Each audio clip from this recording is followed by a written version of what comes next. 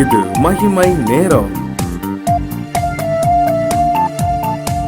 ஆண்டவரும் உலக இரட்சகருமாகிய இயேசு கிறிஸ்து இனிதான நாமத்தினாலே மகிமை தொலைக்காட்சி நேயர்களுக்கு வாழ்த்துதலை வணக்கத்தை நான் தெரிவித்துக் கொள்கின்றேன். இந்த நாளிலும் சிலுவை என்பது ஒரு சேவையின் சின்னம் என்று தலைப்பிலே நாம் பார்த்தோம் என்று சொன்னால், அது நம்முடைய கிறிஸ்தவ வாழ்க்கைக்கு மிகவும் பிரயோஜனம் உள்ளதாக அமையும் என்று சொல்லி நான் கர்த்தருக்குள் நம்புகின்றேன். அது ஒரு சேவையின் சின்னம். பாவிகள் எப்பொழுதுமே செய்யக்கூடிய காரியங்கள் அது ஒரு ஆசீர்வாதத்தை கொடுக்காது. ஆனால் ஆண்டவராய் இயேசு கிறிஸ்துவுக்குள்ளாக வாழக்கூடிய, பாவங்கள் எல்லாம் கழுவப்பட்ட பரிசுத்தமாக வாழக்கூடியவர்கள் செய்யக்கூடிய காரியங்கள் எப்பொழுதுமே ஆசீர்வாதத்தை கொண்டு வரும். அவர்கள் வீட்டிற்கு மாத்திரமல்ல, அவர் வாழக்கூடிய அந்த சமுதாயத்திற்கு ஒரு மேன்மையை கொண்டு வரும் என்று சொல்லி நாம் பார்க்கின்றோம். ஏனென்று சொன்னால், ஆண்டவராய் இயேசு இந்த உலகத்திலே மனிதனாக அனுப்பப்பட்டார். பிதாவாகிய தேவன் முன்குறித்ததன் அடிப்படையிலேயே இந்த உலகத்திலே பாவத்திலே வாழ்ந்து கொண்டிருக்கிற அவருடைய சாயலாக படைக்கப்பட்டவர்களை மீட்டெடுப்பதற்காக இந்த உலகத்திலே அனுப்பப்பட்டார் என்று சொல்லி நாம் வேதத்திலே பார்க்கின்றோம். அவர் இந்த உலகத்திலே வாழ்ந்த காலத்திலே எந்த இடத்திலேயும் தன்னை முன்னிலைப்படுத்தி தன்னை மேன்மை உள்ளவனாக காண்பித்ததாக எங்குமே நாம் பார்க்க முடியாது. ஏனென்று சொன்னால், அவர் நம்மை மீட்பதற்காக மனித சாயலாக படைக்கப்பட்டாலும் அனுப்பப்பட்டாலும் அவர் எப்பொழுதுமே அங்கே சேவை செய்கின்றவராக, மற்றவர்களுக்கு உதவி செய்கின்றவர்களாக, மற்றவர்களுடைய எல்லா பிரச்சனைகளிலும் பங்கெடுத்து கொண்டு அதை அப்படியே ஏற்றுக்கொண்டு அவரோடு அனுபவிப்பவராக காணப்பட்டார். கடைசி அந்த காலங்களிலே நீங்கள் பார்த்து என்று சொன்னால், அவர் ஒப்பு கொடுக்கப்பட்டு அங்கே வியாழக்கிழமை இரவிலே அங்கே பார்க்கின்றோம், சீசனுடைய கால்களை அவர் கழுவுகின்றார். உலகத்திலே நடக்க முடியாத ஒரு காரியம். அவர் போதகராக இருக்கிறார், சுவிசேஷராக இந்த உலகத்திலே மற்றவர்களுக்கு பரலோக ராஜ்யத்தை பற்றி அங்கே அறிவிக்கின்றவராக, அற்புதங்களையும் அடையாளங்களையும் செய்கின்றவர்களாக காணப்பட்டு அங்கே சுற்றித் திரிகின்றார். சீசர்களுக்கெல்லாம் தெரியும், ஆண்டவராக இயேசு பிதாவாகிய தேவனுடைய ஒரே பேரனாகிய குமாரன் என்று என்பதெல்லாம் அறிந்தவர்கள்தான். ஆனாலும் இந்த உலகத்திலே வாழும் பொழுது அவர் எந்த இடத்திலும் அவர் தன்னை முன்னிலைப்படுத்தி மேன்மைப்படுத்தி தன்னை முதன்மையானவராக எங்குமே காட்டவில்லை. அதனுடைய ஒரு அடிப்படையிலே மற்றவர்களுக்கு புரிய வைக்க வேண்டும் என்பதற்காக எப்பொழுதுமே முதன்மையாக இருக்க ஒருவன் வேண்டும் என்று சொன்னால் அவன் மற்றவர்களுக்கு ஊழியம் செய்ய வேண்டும் என்று சொல்லி வேதத்திலே பார்க்கின்றோம். அவன் தன்னை முழுவதுமாக தாழ்த்த வேண்டும், மற்றவர்களுக்கு உதவி செய்ய வேண்டும் என்று சொன்னால், தன்னை முன்னிலைப்படுத்த வேண்டும் என்று சொன்னால், அவன் பெரியவனாக இருந்தால் அவர் தன்னை தாழ்த்த வேண்டும், அவன் சேவை செய்ய வேண்டும் மற்றவர்களுக்கு. ஆகவே தான் அந்த வியாழக்கிழமை அந்த இரவு நேரத்திலே சீசனுடைய கால்களை கழுவினார். எவ்வளவு ஒரு தன்னை தாழ்த்திய ஒரு காரியம், எப்படிப்பட்ட ஒரு சேவை அவர் செய்கிறார் பாருங்கள். நம்முடைய வாழ்க்கையில் இது காணப்படுகின்றதா? இயேசுவை அறிந்த நீங்களும் நானும், அவருடைய பிள்ளைகள் என்று சொல்லக்கூடிய நீங்களும் நானும் எப்படி நம்முடைய வாழ்க்கையிலே வாழ்ந்து கொண்டிருக்கின்றோம்? நம்முடைய வாழ்க்கையில் எப்பொழுதும் ஏழ்மையான எண்ணம் காணப்படுகின்றதே. ஒருவேளை உலக பிரகாரமான காரியங்களிலே ஐஸ்வர்யம் வந்துவிட்டால், எல்லா வசதிகளும் வந்துவிட்டால், தன்னை முன்னிலைப்படுத்துவதற்காக, தான் பெரியவன் என்று சொல்லி எந்த இடத்திலும் முன்னிலைப்படுத்துவதற்காகவே மனிதன் பிரயாசப்பட்டு கொண்டிருக்கின்றான். ஆனால் அப்படிப்பட்ட மனிதன் ஒரு நாள் வீழ்ந்து போவான். ஆண்டவராக இயேசு கிறிஸ்து தன்னை முழுவதுமாக சேவை செய்கின்றவராக, தன்னை தாழ்த்தின நிமித்தமாக அவர் உயர்த்தப்பட்டார். நம்முடைய வாழ்க்கையை நாம் அப்படித்தான் காணப்பட வேண்டும். யார் தலைவராக இருக்க வேண்டும் என்று விரும்புகின்றார்களோ அவர்கள் சேவை செய்வதற்காக வர வேண்டும். சேவை செய்வதற்கு சொல்லிக்கொண்டே இருந்தால் மாத்திரம் போதாது, தன்னுடைய வாழ்க்கையில் அவர் சேவை செய்கின்ற அவர்கள் எப்பொழுதுமே சேவை செய்கிறவர்களாக தன்னுடைய வாழ்க்கையை அவர் நடப்பித்து காண்பிக்க வேண்டும். அப்படியானால்தான் அவர்களை தலைவராக ஏற்றுக்கொள்வார்கள். உலகத்திலே எத்தனையோ தலைவர்கள் வாழ்ந்து சென்றிருக்கின்றார்கள். யாரெல்லாம் தன்னலமற்று சேவை செய்து வாழ்ந்தார்களோ அவர்கள்தான் இன்றும் மக்களுடைய மனதிலே அவர்கள் நிறைந்து காணப்படுகின்றார்கள்.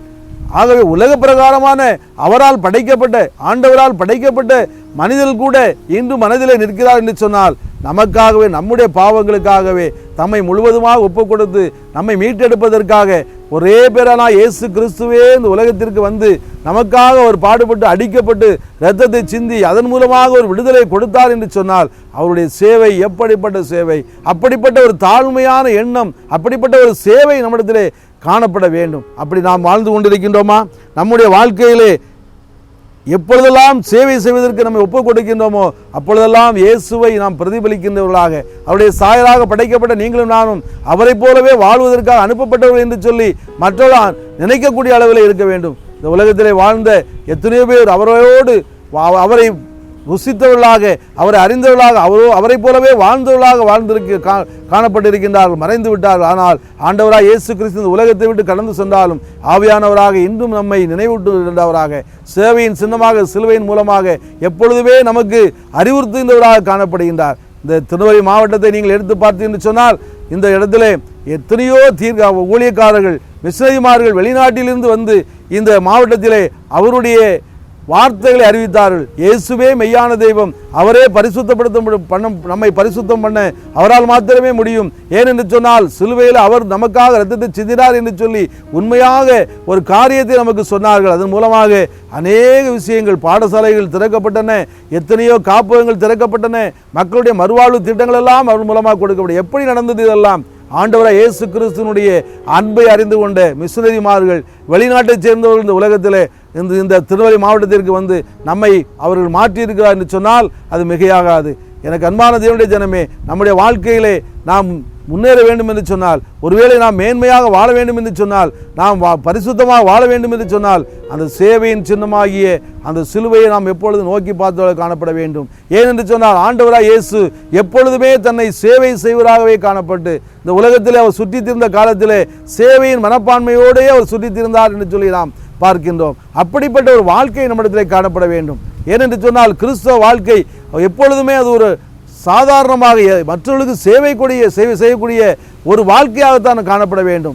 எங்கு பார்த்தாலும் நான் முதன்மையாக இருக்கப்பட வேண்டும், என்னை முன்னிலைப்படுத்த வேண்டும், நான் தான் பெரியவனாக இருக்க வேண்டும், நான் தான் தலைவனாக இருக்க வேண்டும் என்று சொல்லி நாம் ஓடி ஓடி நமக்கு அதற்கு பின்பதாக அலைவோம் என்று சொன்னால் நாம் பாவம் நிறைந்தவர்களாக, பிசாசின் கைக்குள் மாட்டினவர்களாக அங்கே காணப்படுவோம். ஆனால் இயேசுக்குள்ளாக வாழக்கூடிய ஒவ்வொரு கிறிஸ்தவனும் சேவை மனப்பான்மையோடு அந்த சேவையின் சின்னமாகிய சிலுவையை பற்றி கொண்டவர்களாக வாழ வேண்டும். அதுதான் அவர் நமக்கு கற்றுக் கொடுத்த பாடமாக இருக்கின்றது. அநேக தீர்க்கதரிசிகள், அநேக ஊழியக்காரர்கள், மிஷனரிமார்கள் அதை அப்படியாக தன்னுடைய வாழ்க்கையில் ஏற்றுக்கொண்டு சேவையின் செய்த நிமித்தமாக திருநெல்வேலி மாவட்டத்திலே அநேக மாற்றங்கள், திருநெல்வேலி மாவட்டத்தில் மாத்திரமல்ல அண்டை மாவட்டங்கள் எல்லா இடங்களிலுமே இயேசுவை பற்றி அறிவித்து அவரை பற்றி அறிவித்தது மாத்திரமல்ல, அவர் எப்படி சேவை செய்வதற்காக உலகத்தில் அனுப்பப்பட்டாரோ, எப்படி நம்மை மீட்டெடுப்பதற்கு அனுப்பப்பட்டாரோ, எப்படி நமக்காக இரத்தம் சிந்தி எப்பொழுதுமே தன்னை தாழ்மையாக அவர் வைத்துக் கொண்டார், அதை போலவே அவர்கள் இந்த உலகத்திலே நம்ம இந்த இந்திய தேசத்திற்கு வந்து வெளிநாட்டிலிருந்து வந்தவர்கள் அவர்கள் தன்னை முன்னிலைப்படுத்தாமல் சேவை செய்த நிமித்தமாக இன்று அநேக மாற்றங்கள் நம்முடைய வாழ்க்கையில் காணப்பட்டிருக்கிறது. நீங்களும் நானும் கிறிஸ்தவர்களாக அவருடைய நாமத்தை பற்றினவர்களாக அவரோடு வாழ்ந்து கொண்டிருக்கிறோம் என்று சொன்னால், இந்த மிஷனரிமார்கள் வெளிநாட்டிலிருந்து நமக்கு வந்து அந்த சேவையின் சின்னமாகிய சிலுவையை அறிவித்து இயேசு எப்படிப்பட்டவர் என்பதை நமக்கு உணர்த்தி அவர் எப்படி வாழ்ந்தார் என்பதை நமக்கு சொல்லிச்சென்ற நிமித்தமாக அப்படியே ஏற்றுக்கொண்டு நீங்கள் நானும் வாழும் பொழுது அந்த சேவையின் சின்னமாகிய சிலுவை நம்மை மேன்மைப்படுத்தும். அந்த சிலுவையில் அவர் சிந்திய இரத்தம் நம்மை மேன்மைப்படுத்தும், நம்முடைய வாழ்க்கையை பரிசுத்தப்படுத்தும், ரட்சிக்கப்பட்ட வாழ்க்கைக்குள்ளாக நம்மை வளைத்து செல்லும். அப்படிப்பட்ட வாழ்க்கை என்பது ஒரு மகிழ்ச்சியான வாழ்க்கையாக காணப்படும். ஆகவே எல்லாவற்றிலும் நாம் சிறந்திருக்க வேண்டும் என்று சொன்னால், உலகத்திலே நாம் வாழ்ந்திருக்க வேண்டும் என்று சொன்னால், உயர்ந்த இடத்தில் நீங்களும் நானும் மாத்திரமல்ல நம்முடைய பிள்ளைகளும் இருக்க வேண்டும் என்று சொன்னால், அந்த சேவையின் சின்னமாகிய சிலுவையை நாம் எப்பொழுதும் எடுத்துக்கொண்டு அவருக்கு பின் செல்லக்கூடிய பிள்ளைகளாக நாம் மாற வேண்டும். அப்படிப்பட்டு ஒரு வாழ்க்கை நம்மிடத்தில் மாறக்கூடிய, நம்மை மாற்றக்கூடிய அந்த கீழ்ப்படிதல் உள்ள ஒரு வாழ்க்கை, அவரை அப்படியே ஏற்றுக்கொள்ளக்கூடிய வாழ்க்கை நம்மிடத்தில் காணப்படும் என்று சொன்னார். அந்த வாழ்க்கை நம்முடைய பிற்காலத்தில் இந்த உலகத்தை விட்டு நாம் கடந்து செல்லும் பொழுது பரலோக ராஜ்யத்திற்கு நம்மை அழைத்து செல்லக்கூடிய ஒரு வாழ்க்கையாக காணப்படும். அப்படி அந்த வாழ்க்கை நமக்கு அனுமதிக்கப்பட வேண்டும் என்று சொன்னால் அந்த சேவையின் சின்னமாகிய சிலுவையை நாம் நோக்கி பார்க்க வேண்டும். ஒரு நிமிடம் கண்களை மூடி நாம் நோக்கி பார்ப்போமா? அன்பின் பரலோக தந்தையே, அருமையான இந்த நாளிலே சிலுவை ஒரு சேவையின் சின்னம் என்று சொல்லியிருக்கின்றவரே, நீர் இந்த உலகத்திலே மனிதனாக வாழ்ந்த பொழுது எங்களோடு கூட ஆண்டவரே இந்த மக்களோடு வாழ்ந்த பொழுது சேவை செய்கின்றவராகவே சுற்றி தெரிந்தீர். அதன் மூலமாக சிலுவையில் தூக்கப்பட்ட மாத்திரத்திலும் அப்பா அந்த இரத்தத்தின் மூலமாக அந்த சிலுவையின் சின்னத்தை சேவையின் சின்னமாக எங்களுக்கு காட்டி கொடுத்திருக்க ஆண்டவரே, அதன்படி வாழ எங்களுக்கு பலத்தை தாரும் ஆண்டவரே. நாங்களும் மற்றவர்களுக்கு சேவை செய்கின்றவர்களாக இந்த சமுதாயத்திலே எங்களுக்கு பணிவோடு வாழ்ந்து உம்மை பிரதிபலிக்கின்ற மக்களாக எங்களை மாற்றும் ஆண்டவரே. அப்படி செய்கிறபடியால் உம்மை துதிக்கிறோம், ஸ்தோத்திரிக்கிறோம். இரட்சகர் மீட்பருமாகிய இயேசுவின் இனிய நாமத்தில் கேட்கிறோம் ஜீவனுள்ள நல்ல பிதாவே, ஆமேன், ஆமேன்.